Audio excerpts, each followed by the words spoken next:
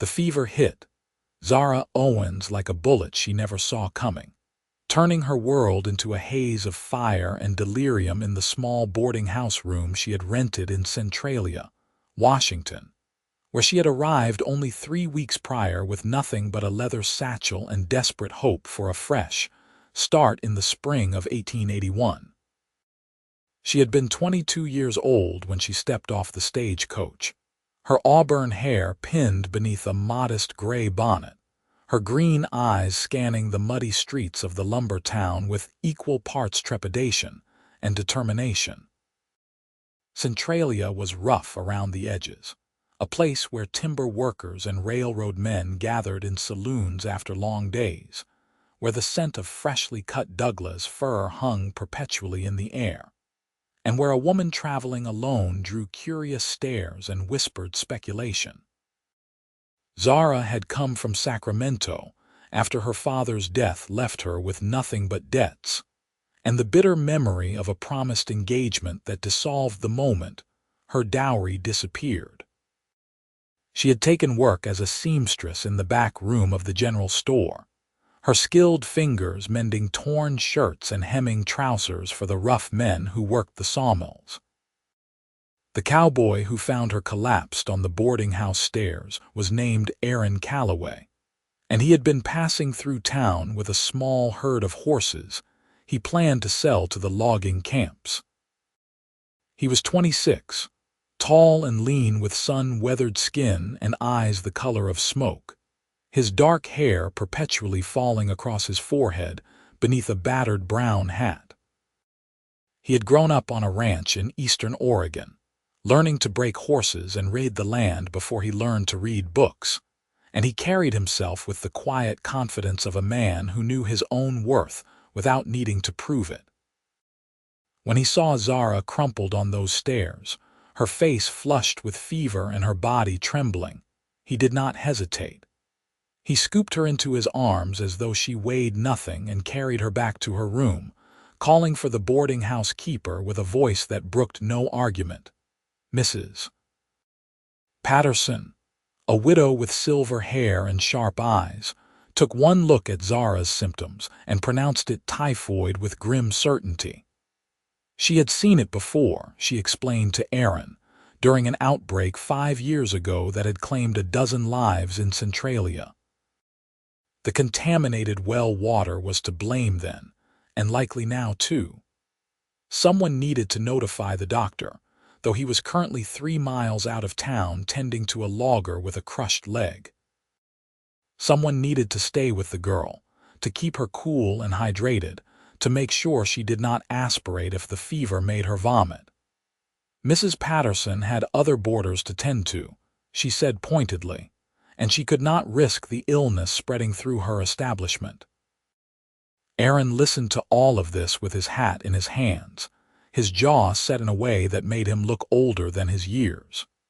He had planned to sell his horses and move on within 2 days, heading south toward Portland before the spring rains made the roads impassable.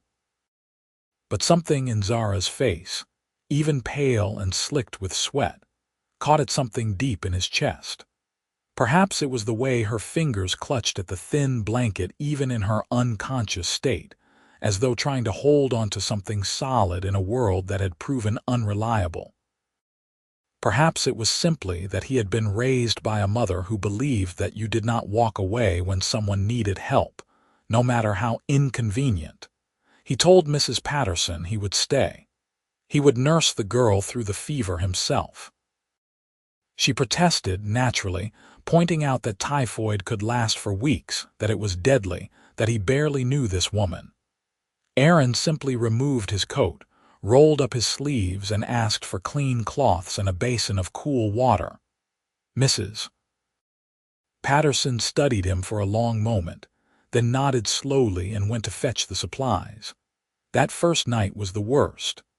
Zara's fever spiked to terrifying heights, her body convulsing with chills despite the 4 blankets Aaron piled over her. He sat beside her bed on a wooden chair he had dragged from the corner, methodically dipping cloths in cool water and pressing them to her forehead, her neck, her wrists. when she cried out in delirium, calling for her father in a voice cracked with grief. Aaron took her hand and spoke to her in low, steady tones, telling her she was safe, that she was not alone, that she needed to fight. He did not know if she could hear him through the fever's fog, but he kept talking anyway, as though his voice alone could anchor her to the living world. The doctor arrived near midnight, a portly man with spectacles and permanently ink-stained fingers. Doctor. Hensley examined Zara with efficient movements, listening to her labored breathing, checking her pulse, gently probing her abdomen for the telltale swelling. His diagnosis confirmed Mrs. Patterson's assessment. Typhoid fever, aggressive and dangerous. The next few weeks would be critical. She would need constant care, fluids forced down her throat even when she could not swallow properly, her fever monitored and controlled as much as possible. There was no cure, Dr. Hensley explained grimly. Only time and vigilance and luck would determine whether Zara Owens lived or died. Aaron thanked the doctor, paid him with coins from his worn leather wallet, and returned to his vigil at Zara's bedside. He did not leave that room for the next 36 hours except to use the privy, and to accept the trays of broth and bread that Mrs. Patterson left outside the door. He learned the rhythm of Zara's breathing, could tell by the flush on her cheeks when her fever was climbing again. He changed the cloths on her forehead every few minutes, tipping water between her cracked lips with a patience he had not known he possessed. When she thrashed in her sleep, tangling herself in the sweat-soaked sheets, he gently untangled her and straightened the bedding with hands more accustomed to handling reins and ropes. On the third day, Zara's eyes fluttered open for the first time. They were unfocused, glassy with fever, but she looked directly at Aaron with an expression of such bewildered confusion that he found himself smiling despite the exhaustion that pulled at every muscle in his body. "Where?" she whispered, the single word taking obvious effort. "You are in your room at the boarding house," Aaron said quietly, leaning forward so she could hear him better. "You have typhoid fever. I am Aaron Calloway. I found you on the stairs, and the doctor said someone needed to stay with you." She blinked slowly, processing this information with visible difficulty. "Why you?" It was a fair question. Aaron considered it, then shrugged slightly. "Because you needed help and I was there." Something flickered in her fevered gaze, an emotion he could not quite identify. Then her eyes closed again and she slipped back into unconsciousness. But Aaron felt a small bloom of hope in his chest. She had been aware, even if only for a moment. That had to mean something. The days blurred together after that. Aaron established a routine that became as natural as breathing. Every 2 hours he checked her temperature by pressing his palm to her forehead, his touch gentle despite his calloused hands. He spooned broth into her mouth whenever she was conscious enough to swallow, supporting her head with one hand while he carefully tipped the spoon with the other. He read to her from the newspapers Mrs. Patterson brought, thinking that perhaps his voice would give her something to hold onto in the darkness of her fever dreams. Articles about President Garfield's administration, advertisements for patent medicines, notices of ships arriving in Seattle, anything to fill the silence. Mrs. Patterson checked on them twice a day, bringing fresh water and food, hauling away soiled linens. She stopped protesting Aaron's presence after the first week, though she did insist he take a bath in the kitchen when Zara was sleeping deeply enough that he could spare 30 minutes. Aaron complied, scrubbing away days of sweat and exhaustion before returning to his post. His horses were being cared for by a stable hand he paid double rates, though he knew he was losing money with every day that passed. It did not seem to matter. Nothing seemed to matter except the woman in that bed and the steady rise and fall of her breathing. In the second week, Zara began to surface more frequently from the fever's grip. She would wake for 10 or 15 minutes at a time, long enough to drink water, to eat a few spoonfuls of broth, to look at Aaron with eyes that grew clearer each time. She asked him questions in a voice raw from disuse. Why was he still here? Did he not have somewhere to be? He should not risk his own health for a stranger. Aaron deflected these questions with simple answers. He was staying because she needed care. He had nowhere pressing to be. He had a strong constitution and was not worried about catching the fever himself. What he did not say was that he had begun to care about whether she lived or died with an intensity that unsettled him. He did not say that he found himself studying her face during the moments when she slept peacefully, memorizing the curve of her cheekbones, the way her auburn hair spread across the pillow, the small scar above her left eyebrow that he wondered about. He did not say that the thought of leaving Centralia before she recovered had become unthinkable. Zara, for her part, began to notice details about her unlikely caretaker. The gentleness of his hands when he helped her sit up. The patience in his voice when he coaxed her to take just one more sip of water. The way exhaustion lined his face despite his attempts to hide it. She felt guilt rise in her throat like bile. This man, this stranger, was sacrificing his time and health for her. She tried to tell him to leave, to save himself, but the words came out weak and unconvincing even to her own ears. "I am not leaving," Aaron said firmly one afternoon when she made another attempt to send him away. "So you can stop trying to convince me. Save your strength for getting better." "But why?" Zara asked, frustration making her voice sharper than intended. "You do not know me. You owe me nothing." Aaron was quiet for a moment, his gray eyes steady on her face. "Does there need to be a reason beyond common decency?" "Most people would say yes," Zara replied bitterly. "In my experience, people only help when there is something in it for them." "Then your experience has been with the wrong kind of people," Aaron said simply. He dipped a cloth in the water basin and wrung it out with practiced efficiency. "Now stop talking and rest. Your fever is climbing again." He was right. Zara could feel the heat building beneath her skin, the way her thoughts were starting to scatter like leaves in wind. She closed her eyes and felt the cool cloth press against her forehead, Aaron's touch as steady and reliable as sunrise. Despite everything her life had taught her about trusting people, she found herself believing him. He would not leave. He had promised, and somehow she knew with bone-deep certainty that Aaron Calloway kept his promises. The third week brought a crisis. Zara's fever spiked higher than it had been since the first night, her body racked with chills and nausea. She vomited repeatedly, barely conscious as Aaron held her hair back and cleaned her face with tender efficiency. Dr. Hensley came and went, his expression grave, his instructions unchanged. Keep her cool, keep her hydrated, and pray. Aaron did all three, though prayer did not come naturally to a man who had spent most of his adult life trusting in his own two hands more than divine intervention.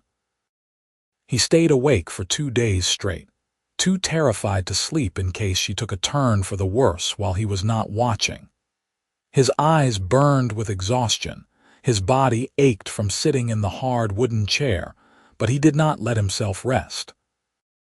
He talked to Zara constantly during those endless hours, telling her stories from his childhood on the ranch, describing the horses he had raised and trained, recounting the time he had tracked a wounded cougar through 3 miles of mountain terrain. He told her about his mother, who had died when he was 19, and how she had taught him that strength meant caring for those weaker than yourself. He told her things he had never told another soul, pouring words into the fever-hot air of that small room as though he could build a bridge of sound that would lead her back to consciousness. On the morning of the third day, Zara's fever finally broke. Aaron felt it happen beneath his palm, the frightening heat of her skin gradually cooling to something closer to normal. Her breathing, which had been shallow and rapid, deepened and steadied. The frightening flush faded from her cheeks. Aaron sat back in his chair, his hand still resting on her forehead, and felt something crack open in his chest. Relief crashed over him so powerfully that his hands started to shake. He pressed his palms against his eyes and took several deep breaths, steadying himself. When he looked up again, Zara was watching him.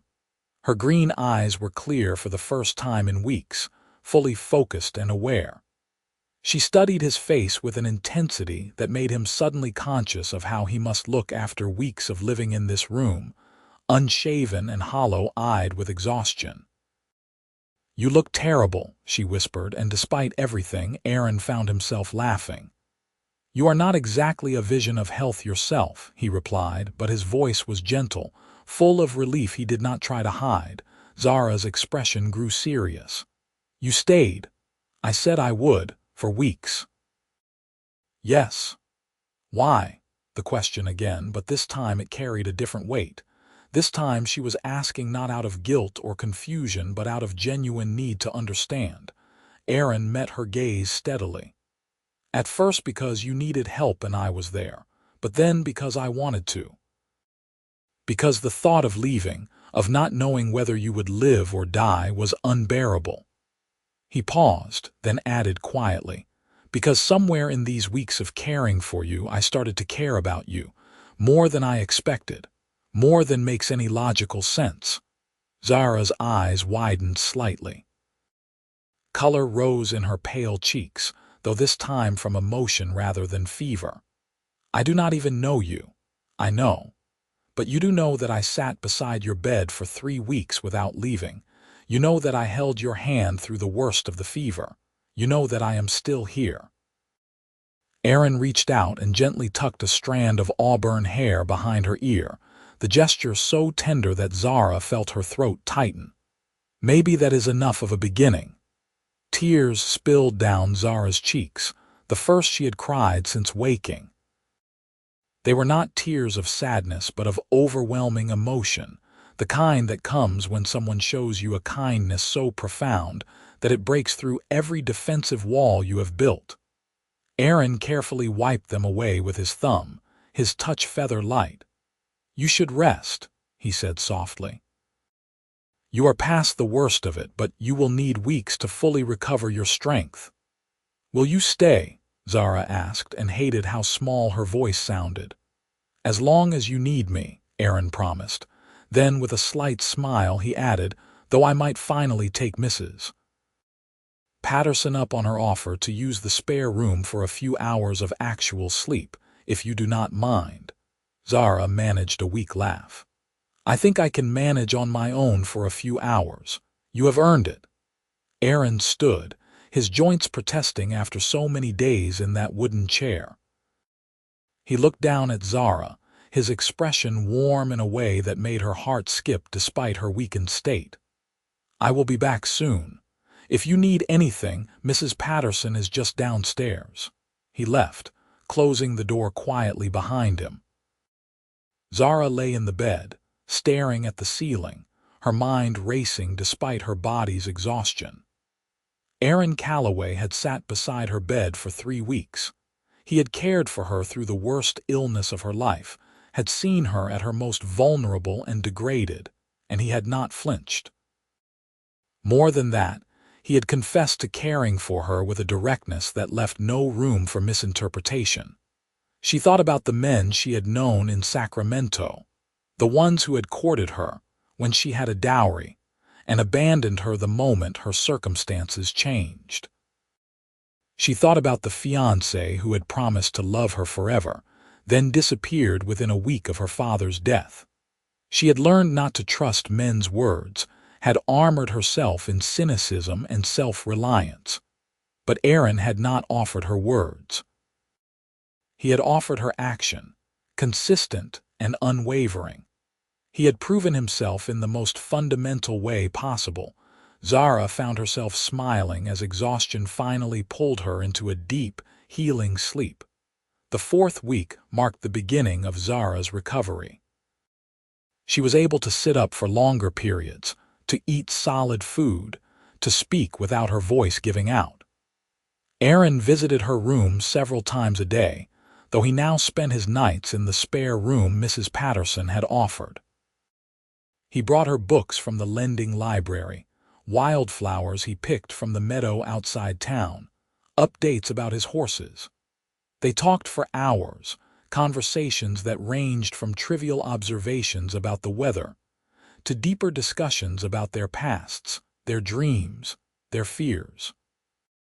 Zara told him about growing up in Sacramento, about her father's import business that had failed after a series of bad investments, about the humiliation of watching their furniture sold to pay creditors. She told him about her former fiancé, a banker's son named Richard who had courted her for 8 months before vanishing like smoke once her money was gone. She told him about the decision to leave California, to seek a fresh start in a place where no one knew her history. Aaron listened without judgment, his gray eyes intent on her face. When she finished, he said quietly, "Richard was a fool. Anyone who would judge you based on money instead of character is not worth your tears." "I am not crying over him," Zara said, surprised to realize it was true. "I think I am just crying because I believed him, because I thought I was a good judge of character and I was so very wrong." "You were young and trusting," Aaron said. "That is not a character flaw, that is just being human." He told her his own stories in turn. About growing up on the ranch with parents who loved each other with a devotion that shaped his understanding of what a real partnership looked like. About his father teaching him to gentle horses instead of breaking them, to earn trust through patience rather than force. About his mother's death from pneumonia, the way his father had followed her within a year, grief hollowing him out from the inside. About selling the ranch because he could not bear to stay in a place so thick with memories, taking to the road with his best horses and no particular destination in mind. "I have been drifting for 5 years," Aaron admitted. Selling horses, doing ranch work, never staying in one place longer than a few months. "I told myself I was seeking something, but honestly I think I was just running from grief, from the weight of what I had lost." "And now?" Zara asked softly. Aaron met her eyes. "Now I think maybe I found a reason to stop running." The air between them felt charged with possibility. Zara's heart raced in a way that had nothing to do with residual fever. She wanted to reach for him, to close the small distance between them, but uncertainty held her back. How could he truly care for her? He had only seen her at her worst, weak and dependent. What would happen when she was fully recovered, when she was no longer someone who needed saving? As though reading her thoughts, Aaron said, "I know what you are thinking. You are wondering if what I feel is just sympathy, if it will disappear once you are well." He leaned forward, his forearms resting on his knees, his gaze intense. "Zara, I have spent 3 weeks learning who you are. I have seen your strength in the way you fought that fever. I have heard your intelligence in the questions you ask and the observations you make. I have watched your kindness in the way you thank Mrs. Patterson every time she brings you food, even though you can barely speak. I care for you because of who you are, not because you were sick." "You barely know me," Zara protested weakly. "I know you better than most people know each other after months of courtship," Aaron countered. "There is something about caring for someone through an illness like this. It strips away all the pretense, all the social games." "I have seen the real you, Zara Owens, and I want to keep seeing her if you will let me." Zara felt tears sting her eyes again. She was so tired of crying, but she could not seem to help it. "I want that too," she whispered. "More than I can say, but I am scared."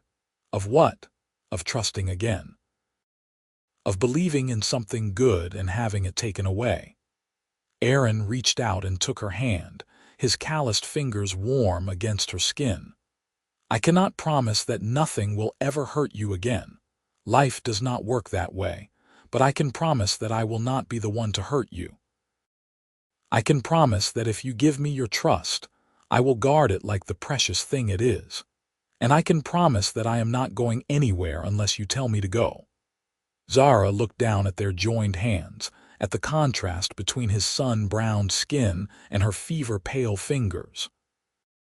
She thought about the past 3 weeks, about waking in the dark and knowing Aaron was there, keeping watch, about the gentleness of his care and the steadiness of his presence, about the way her heart lifted every time he entered the room.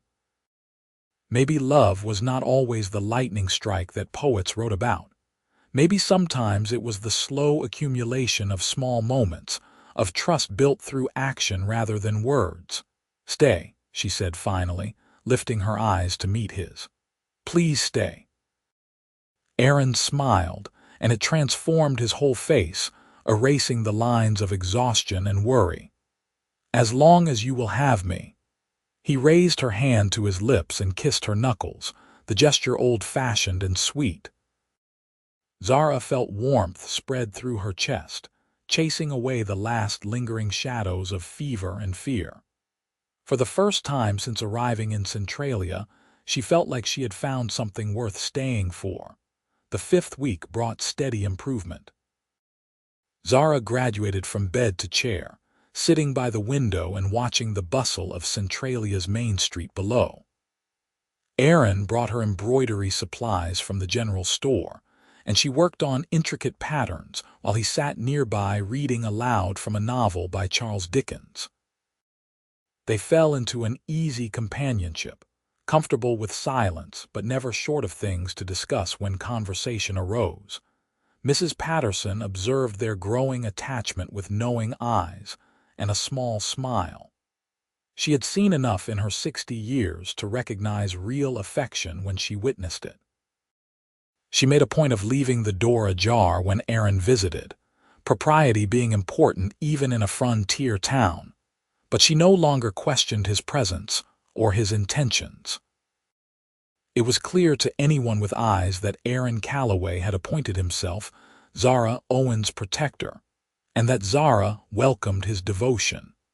By the 6th week, Zara was strong enough to venture downstairs for meals, though she tired easily and needed Aaron's arm to steady her. The other boarders, who had kept their distance during her illness, welcomed her cautiously back into their midst. There was Mr. Chen, who worked at the general store and played checkers in the evenings. There was Miss Delacroix, a young teacher at the schoolhouse who had kind eyes and a nervous laugh. There was old Mr. Hooper, a retired logger with gnarled hands and an endless supply of tall tales. They all treated Zara with careful gentleness, as though afraid she might shatter if they spoke too loudly. Aaron was always nearby during these excursions, watchful without being overbearing. He had moved his horses to a more permanent stable and taken work at one of the local ranches breaking horses for the logging crews. But he arranged his schedule so that he could check on Zara multiple times a day. She tried to tell him it was not necessary, that she was recovering well and he did not need to hover. But truthfully, she loved knowing he would appear, loved the way her heart jumped when she heard his boots on the stairs, loved the way he looked at her as though she were something precious. One evening in early June, when the days were long and the air smelled of pine and wildflowers, Aaron asked Zara if she felt strong enough for a short walk. Dr. Hensley had pronounced her past the danger period the week before, though he cautioned her to rebuild her strength gradually. Zara agreed eagerly, desperate to escape the confines of the boarding house after so many weeks inside. They walked slowly through town, Aaron matching his longer stride to her careful pace. Centralia was alive with activity in the evening light, men streaming out of the sawmills, families gathering on porches, dogs barking and children playing in the dusty streets. They walked past the general store where Zara had worked before her illness, past the saloon with its tinny piano music spilling through the doors, past the small white church at the edge of town. Beyond the church, the road gave way to meadowland, and Aaron led Zara to a split-rail fence where they could look out over the rolling hills. The setting sun painted everything in shades of gold and amber, and the breeze carried the scent of clover and grass. Zara breathed deeply, feeling truly alive for the first time in weeks. "I missed this," she said quietly. "Being outside, feeling the wind. I did not realize how much I took it for granted until I thought I might never experience it again." "You frightened me," Aaron admitted, his eyes on the distant horizon. "That night when your fever spiked so high, I thought I was going to lose you before I ever really had the chance to know you." Zara turned to look at him, studying his profile in the golden light. "But you did not leave. Even when it got bad, even when Dr. Hensley said I might not survive. How could I leave?" Aaron turned to face her, his expression open and vulnerable in a way that made her breath catch. "I know we have not known each other long by conventional standards. I know that most people would say it is too soon for me to feel what I feel. But Zara, I have spent more time with you, more intimate time, than most couples spend together in months of courtship. I have seen you vulnerable and strong, frightened and brave. And every day I fall a little more in love with you." The word love hung in the air between them, bright and terrifying and wonderful. Zara's heart hammered against her ribs, and for a moment she could not speak.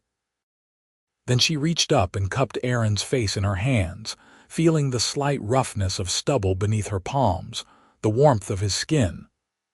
"I love you too," she said, and it felt like the most honest thing she had ever spoken. "I do not know how it happened so fast, or why you of all people were the one to find me on those stairs. But I love you, Aaron Calloway. I love your steadiness and your kindness and the way you refused to give up on me even when I was ready to give up on myself." Aaron's eyes shone with emotion. He leaned down slowly, giving her time to pull away if she wanted to, but Zara rose on her tiptoes to meet him halfway. Their lips came together in a kiss that was gentle and sweet, full of promise and new beginnings. It was not a kiss born of desperation or rushed passion, but something deeper and more lasting. It tasted like coming home. When they finally pulled apart, both slightly breathless, Aaron rested his forehead against hers. "Marry me," he said, the words simple and direct. "I know it is fast. I know you might want more time, but I am certain of what I want, and what I want is to spend the rest of my life taking care of you and being taken care of by you. Say yes, Zara. Say you will be my wife."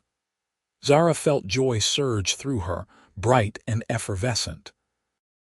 She thought about the woman she had been 2 months ago, arriving in Centralia with nothing but disappointment and weariness in her heart. She thought about the fever that had nearly killed her, and the cowboy who had refused to let her die. She thought about the future stretching ahead, full of uncertainty and possibility. "Yes," she said, laughing and crying at the same time. "Yes, I will marry you." Aaron whooped with delight and swept her into his arms, spinning her around carefully before setting her back on her feet. They kissed again, deeper this time, and Zara felt the last of her defenses crumble away. She had spent so long protecting herself, so long refusing to trust or hope. But Aaron had proven himself in the most fundamental way possible. He had stayed when staying was difficult. He had cared when caring required sacrifice. He had loved her before she even knew his name. They walked back to the boarding house hand in hand as twilight deepened into night, making plans for their future. Aaron said he had enough money saved to buy a small piece of land outside town. He could build them a house. Nothing fancy at first, but solid and warm. He would continue working with horses, maybe build up a breeding program. Zara said she could continue her seamstress work from home, and maybe once they were established, she could teach other women the fine embroidery techniques her mother had taught her. They talked about children, both agreeing they wanted a family but would wait until Zara had fully recovered her health. They talked about growing old together, about building a life rooted in partnership and respect. Mrs. Patterson cried when they told her the news the next morning, dabbing at her eyes with her apron and declaring it the most romantic thing she had witnessed in all her years. She insisted on hosting a small engagement party in the boarding house parlor, inviting all the residents and several of her friends from town. Mr. Chen played the fiddle while Miss Delacroix sang, and old Mr. Hooper told a rambling story about his own wedding 50 years prior that had everyone laughing.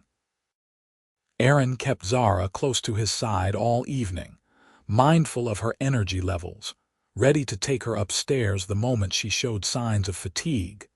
They were married 6 weeks later, on a bright July morning in the small white church. Zara wore a dress she had sewn herself, cream-colored cotton with lace at the collar and cuffs, her auburn hair pinned up with wildflowers.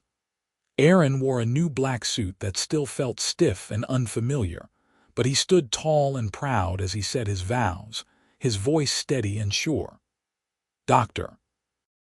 Hensley attended, as did Mrs. Patterson and all the boarding house residents and a surprising number of townspeople who had heard the story of the cowboy who nursed a dying woman back to health and fell in love in the process. The ceremony was simple and sincere. When the minister pronounced them husband and wife, Aaron kissed Zara with such tender joy that several women in attendance reached for their handkerchiefs. They celebrated with a picnic in the meadow where Aaron had proposed, sharing food and laughter with their friends until the sun began to set. Aaron had purchased a small parcel of land 2 miles outside Centralia, 20 acres of meadow and forest with a creek running through it.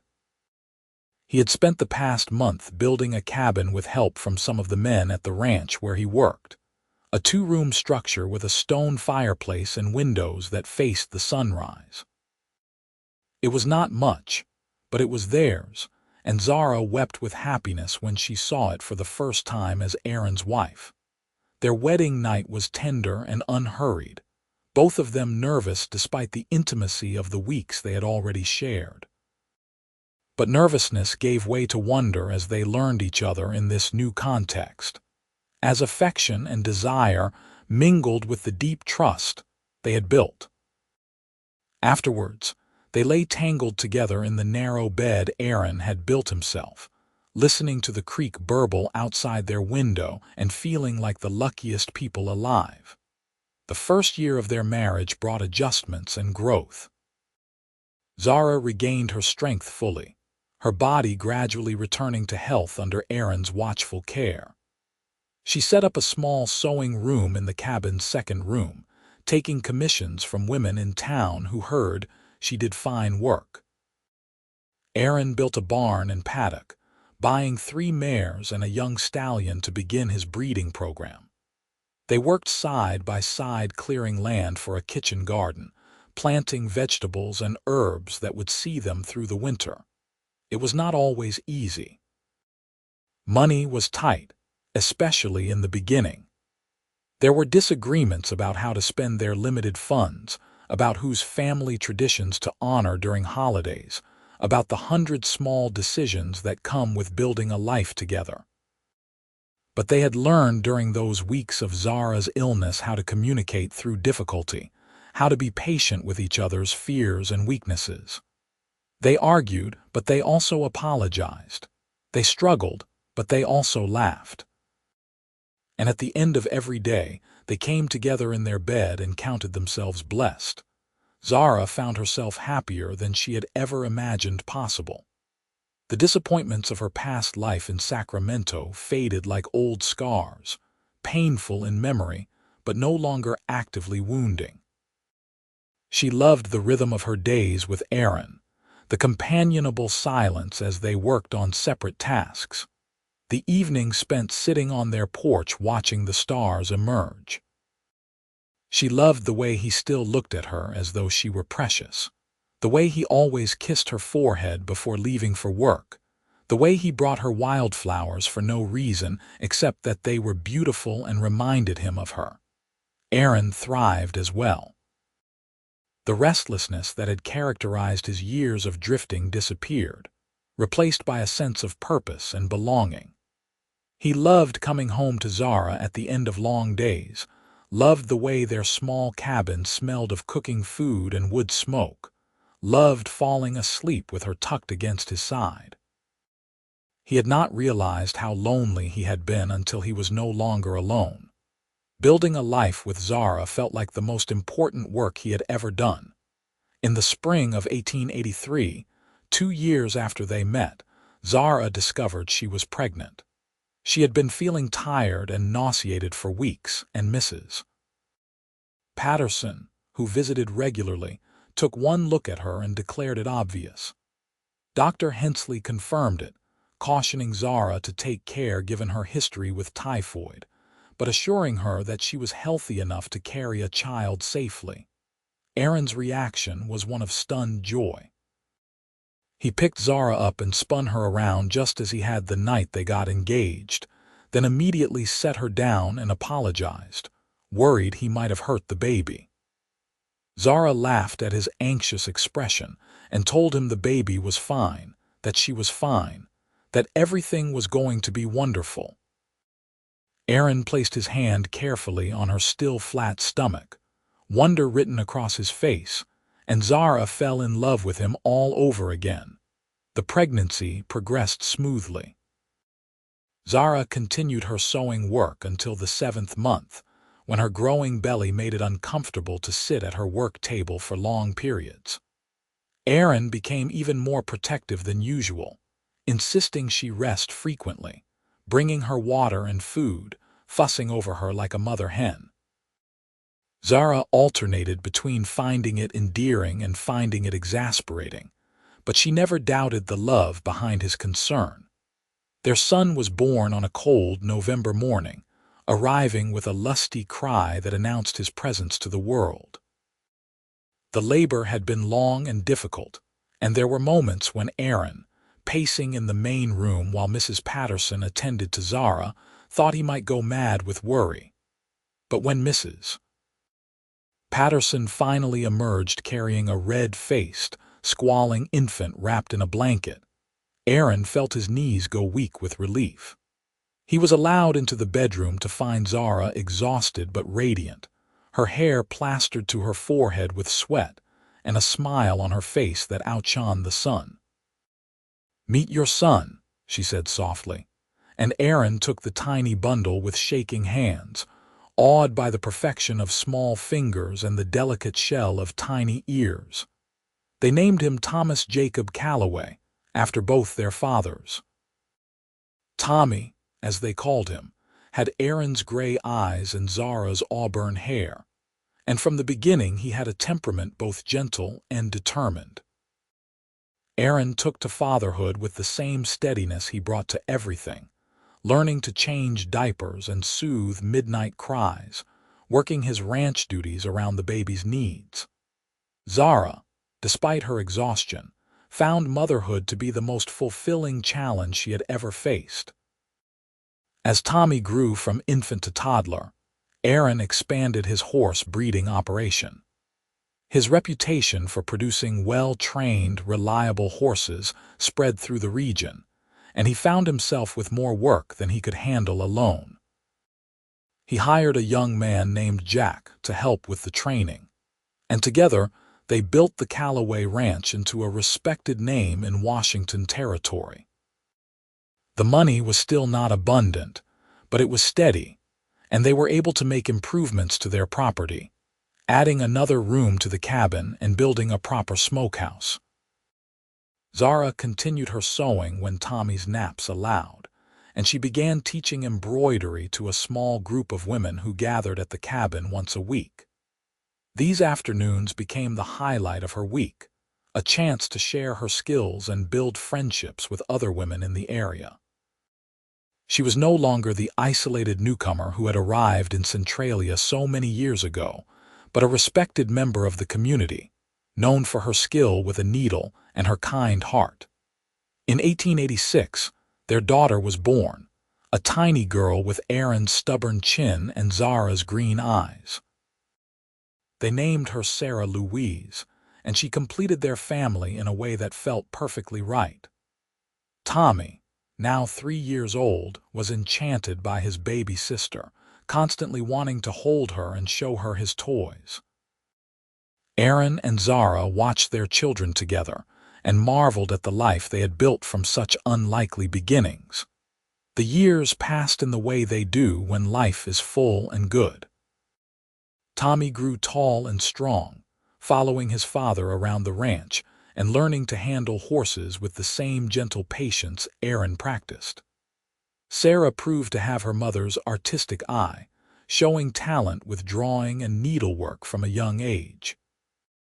The Calloway ranch continued to prosper, and Aaron and Zara were able to buy another 40 acres, expanding their operation.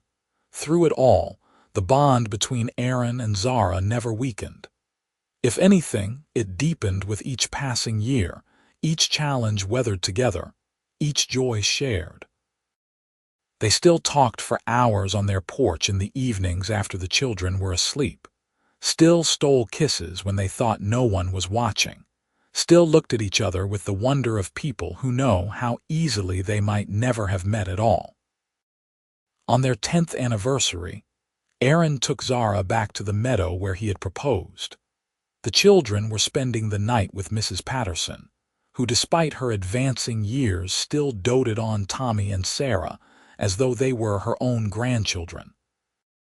It was a warm July evening, the air thick with the scent of wildflowers, the sky painted in shades of pink and gold.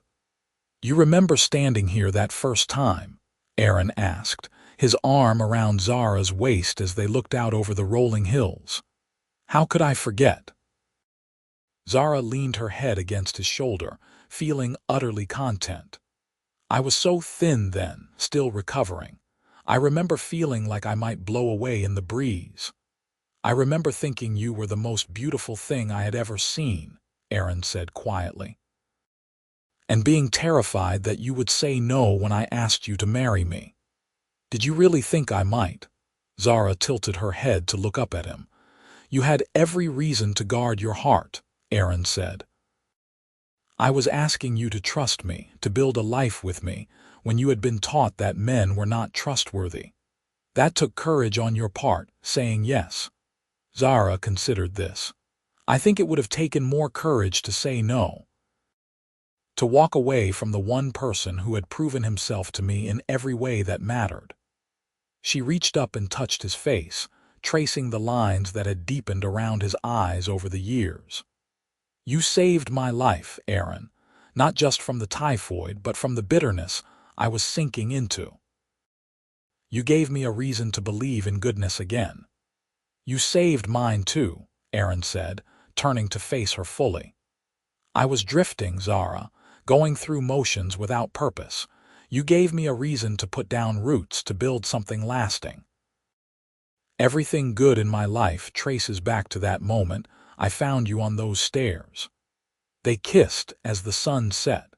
Two people who had found each other against impossible odds and built something beautiful from that unlikely beginning. When they finally pulled apart, Zara smiled up at her husband with eyes that still held the same love they had 10 years ago, deepened now by shared history and mutual devotion. "Thank you," she said softly. "For what?" "For staying. For refusing to leave my bedside even when everyone said you should. For seeing something in me worth fighting for." Her voice caught slightly. "For loving me when I could not love myself." Aaron pulled her close, burying his face in her hair. "I would do it all again," he murmured against her temple. "Every sleepless night, every moment of fear, because it led to this, to us, to the life we built together." They stood there as darkness fell, wrapped in each other's arms, two people who had beaten death and doubt to find each other. Behind them, their land stretched out in the twilight, a testament to their hard work and shared dreams. Ahead of them lay years yet to come, years that would bring new challenges and new joys, grandchildren eventually, and the slow mellowing that comes with growing old together. But in that moment, standing in the meadow where their forever had truly begun, they were simply Aaron and Zara, a cowboy and the woman he had nursed back to health, bound together by a love that had been forged in the fire of adversity and tempered by years of devotion. They had started with nothing but his promise to stay by her bedside and her desperate fight to survive. They had built from that foundation a life rich in love, family, and purpose. As they walked back to their cabin hand in hand, the stars emerging overhead in brilliant profusion, both knew with absolute certainty that they were exactly where they were meant to be. The typhoid that had nearly killed Zara had instead brought them together, and from that crucible of illness and care had emerged a love story that would last a lifetime.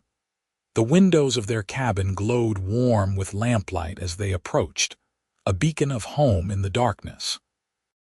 Inside waited their marriage bed, their shared life, their future.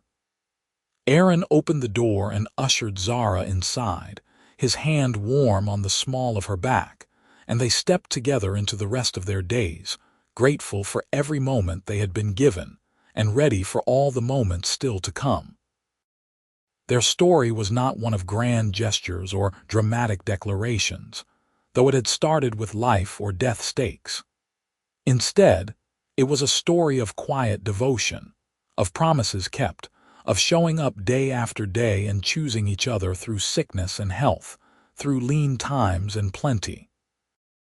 It was the story of a cowboy who refused to leave a dying woman's bedside, and the woman who learned to trust again because of his steadfast presence. It was, in the end, a love story worthy of the wild and beautiful land that had witnessed its beginning, a testament to the enduring power of human kindness and the unexpected places where true love can take root and flourish. And in the years that followed, when their children asked how their parents had met, Aaron and Zara would exchange a look full of shared memory and private joy before beginning the tale of a typhoid fever, a cowboy's vigil, and a love that started in a boarding house room and grew to encompass a whole life. They would tell it simply, without embellishment, because the truth needed no adornment. They had found each other in the most unlikely circumstances, and they had built from that beginning a family, a home, and a partnership that would endure until their final days.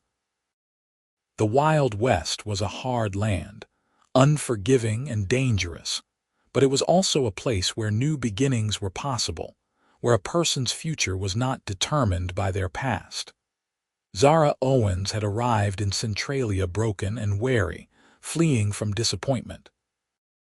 Aaron Calloway had been drifting without purpose, running from grief.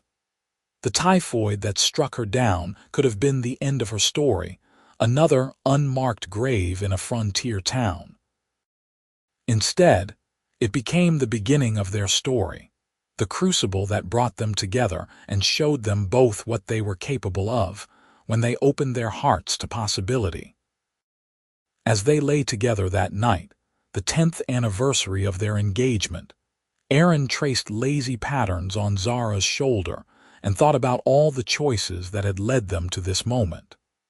The choice to approach a collapsed woman on a staircase instead of walking past. The choice to stay when leaving would have been easier. The choice to open his heart to someone he barely knew. Every choice had mattered, and every choice had led him here, to this bed, this woman, this life. Zara, drowsing in the comfortable warmth of her husband's embrace, thought about the woman she had been that terrible spring of 1881, fevered and delirious, more dead than alive.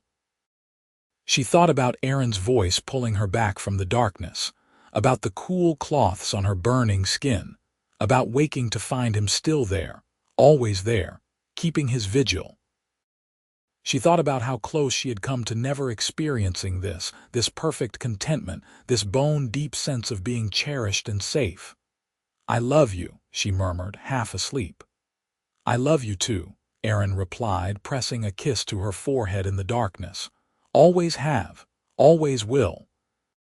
And in the morning, they would wake to the sounds of their children returning home, to the demands of the ranch and the rhythm of their daily lives. But for now, in the quiet darkness of their bedroom, they were simply two souls who had found each other against all odds and held on tight, building something beautiful from the ashes of what might have been tragedy. Their love story was complete, not because their lives were over, but because they had found in each other everything they needed to face whatever came next together.